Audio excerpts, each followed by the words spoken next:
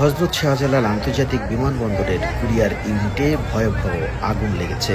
আর এই ভয়াবহ আগুনের যে পরিমাণ ক্ষতি সেটি এখন পর্যন্ত জানা যায়নি।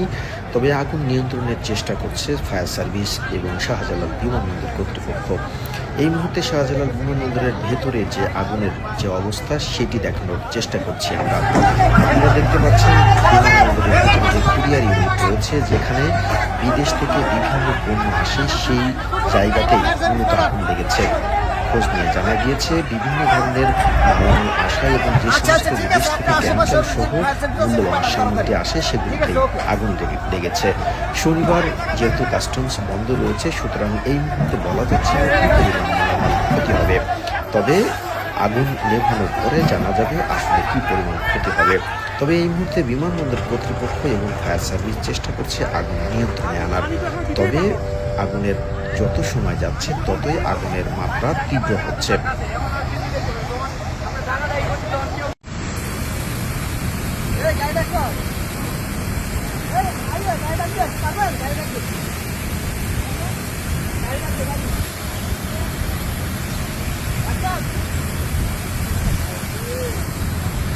পুরো ঘন ঘন